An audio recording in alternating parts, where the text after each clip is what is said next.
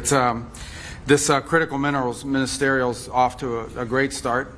We have 55 partners that we're hoping to enter into collaboration with.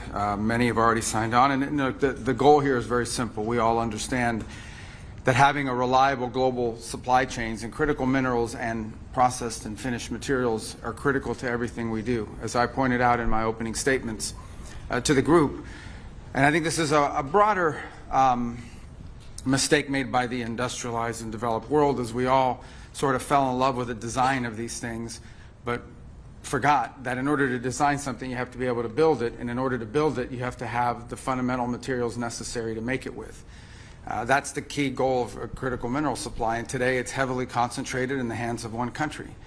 And that lends itself to, at worst case scenario, being used as a tool of leverage in geopolitics, but it also lends itself to any sort of disruptions, like a pandemic or anything that could, political instability, or anything that could happen. And so it's key and important, and I think there's a growing global recognition that we need to have supply chains for critical minerals that are reliable and diverse across the world. Some countries have a number of critical minerals that they have available to them in terms of mining, but just haven't been able to do it because a foreign competitor will come in, they'll gut the price, they'll undercut it through state subsidies and unfair practices, and so it becomes economically unviable to be able to explore for critical minerals.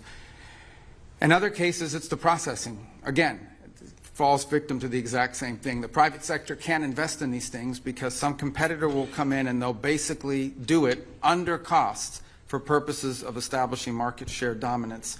And then once they control that industry, and they're the only ones in the world that do it, then they can charge you anything they want, but they can also use it against you as leverage, or it can be disrupted if there's any sort of global disruption and so forth. And this is not a sustainable situation. So it's why we've made it a priority. First, we try to lead by example in what we've done here in the United States.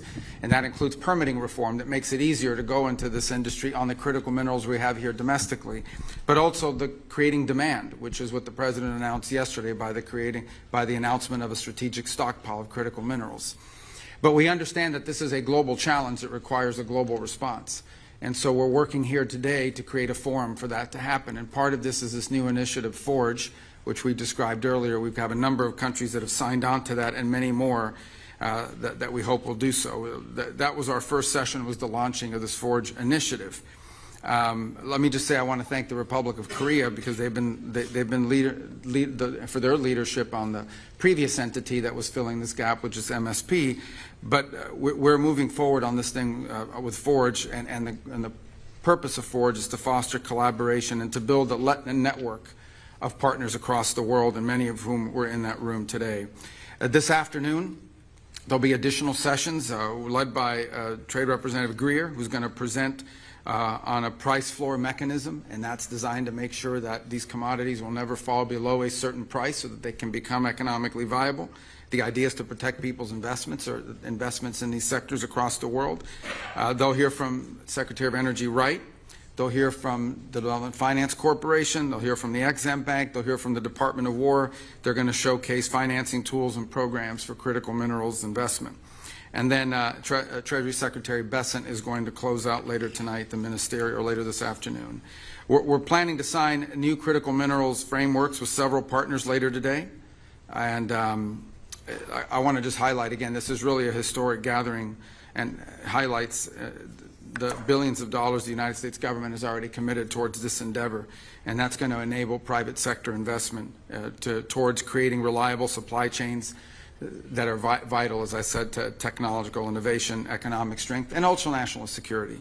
So we thank you again for covering this, and we're grateful for all of our partners that are here today. And as I said, 55 partners, 54 countries in the European Union are here, and we think there are many more countries that are going to be interested in joining this initiative as it moves forward. And I think our team here did a great job of pulling this together, and of course, the day's not done. All right, let's get to your questions. And I apologize ahead of time. I know I did like a 2.5-hour press briefing late. I can't do that today because they need this room for the family photo. So they have to have us clear out so they could set that up.